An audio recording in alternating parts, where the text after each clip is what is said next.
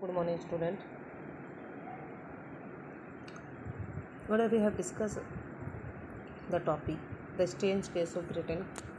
In this, we have discussed about the unification of Britain. The model of nation or the nation state. Some scholars have argued is Great Britain. Britain, the formation of nation state, was not the result of sudden of hell or revolution. कोई मतलब Britain के जो unification में कोई भी revolution और ये सब कुछ नहीं हुआ था. It was the result of long drawn out process. There was no British nation prior to 18th century. The primary identity of people was inhabited. The British isles were ethnic ones, such as English, Welsh, Scots or Irish. All of this ethnic group had their own culture and political tradition. जो इनका था group का, इनका culture और political tradition था. But as the English nation steadily grew in wealth, importance and power, it was able to extend its influence over the other nation of Ireland. The English Parliament which had seized power from the monarchs, जो monarch से power ले लिया था English parliament ने in 1680 at the end of patricide conflict, was the instrumental through which a nation state with England at its center came to forget. The action of union between England and Scotland that result in the formation of United Kingdom of Great Britain mean in effect that England was able to impose its influence on Scotland. The British Parliament was henceforth dominated by its English member. The growth of British identity meant that Scotland's distinct culture and political institutions were systematically suppressed. The Catholic clans that inhabited the Scottish Highlands suffered tribal repression whenever they attempted to ascertain their independence. The Scottish Highlanders were forbidden to speak their Gaelic language or wear their national dress, and large number were forcibly driven out of their homeland. से उनको क्या किया गया, निकाल दिया गया. Ireland suffered a similar fate. It was country deeply divided into Catholic and Protestant. जो Ireland थी वो दो parts में divided थी, Catholic और Protestant. English helped the Protestant of Ireland to establish their dominance over largely Catholic country. Catholic revolt against British dominance were suppressed. After a failed revolt led by Wolfe and his United Irishman, Ireland was forcefully incorporated into United Kingdom in 1801. A new British nation was forged through the propagation of dominant English culture. The symbol of New Britain का symbol क्या था? British flag, national anthem भी था उनका, ठीक है. The English language were actively promoted and the older nation survived only as subordinate partner in their union. ठीक है, इस तरीके से जो है उनका यूनिफिकेशन जो है ब्रिटेन का हुआ और यूनाइटेड किंगडम जो है एक यूनिफाइड होके सामने आया. अब देखिए विजुअलाइजिंग नेशन में देखेंगे हम किस तरीके से नेशन को विजुअलाइज किया जब ये यूनिफिकेशन हो गया इटली का, जर्मनी का, ठीक है. उसके नेशनलिज्म की भावना जो है चारों तरफ यूरोप में जो है आसपास जग गई और सारे ये आपस में इन्होंने मोनार्क सिस्टम को ख़त्म करके और रूल्स एंड रेगुलेशन जो है अपने नेशन में एस्टेब्लिश कर ली.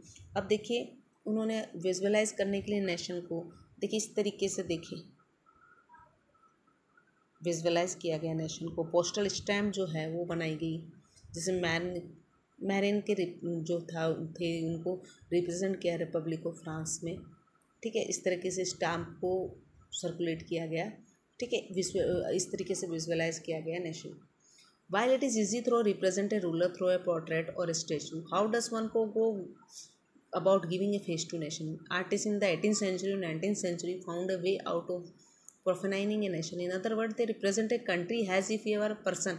Nation were then portrayed as a female figure. Female form that was chosen to personalize the nation did not stand for any particular woman in real life. Rather, it was sought to give the abstract idea of national consent form. That is the female figure become an allegory of nation. Female figure को क्या किया गया, nation का allegory जो है visualise करने के लिए विजुअलाइज किया गया नेशन को. Will recall that during French revolution artist use the female allegory to portrait ideas such as liberty, justice and republic. जो रिवोल्यूशन के टाइम फीमेल एलगरी को यूज़ किया गया है लिबर्टी, जस्टिस और रिपब्लिक के लिए. This idea were represent through specific object और symbol. As you remember the attributes of liberty are the red cap or the broken chain, while justice is generally a blindfolded woman carrying a pair of weight scale. इस तरीके से देखिए, okay इस तरीके से visualise किया गया. Similar female allegories were invented by artist in the 19th century to represent the nation. In France he was christened Marianne, a popular Christian name which underline the idea of people nation.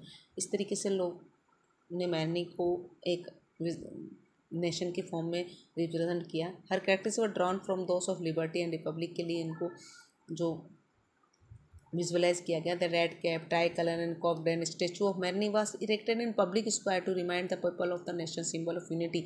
और वो क्या बता रही थी कि हम क्या है, सिंबल किसका बता रही थी, यूनिटी का, और हम रिपब्लिक अपने आप को शो कर रही थी. ठीक है.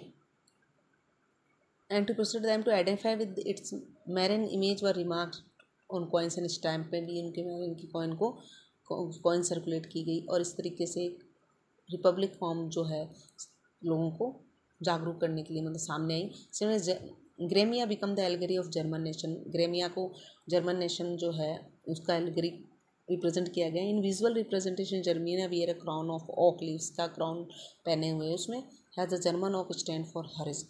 जर्मन ओक किसके लिए स्टैंड किया गया है, हरिज्म के लिए, मतलब एक विजुअलाइज करने के लिए कि हम रिपब्लिक हो गए, हम यूनाइट हो गए. ठीक है. इस तरीके से रिप्रेजेंट करने के लिए इनका यूज़ किया गया.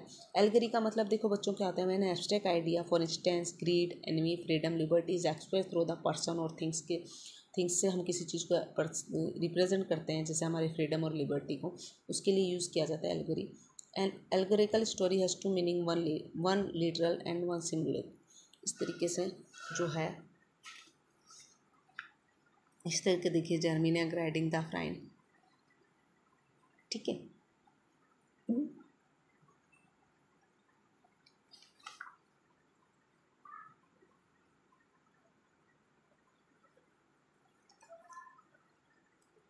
जो है स्टाम्प भी देखिए इस तरीके से मैरिनी का representing the Republic of France.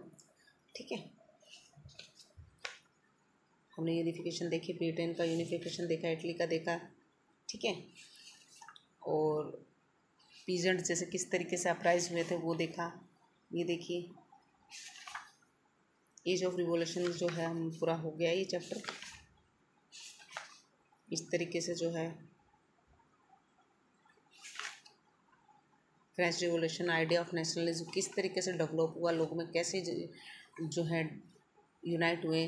अब इसके बाद हम नेशनलिज्म इन एंड इम्पेरियलिज्म पढ़ेंगे. ठीक है स्टूडेंट, थैंक यू.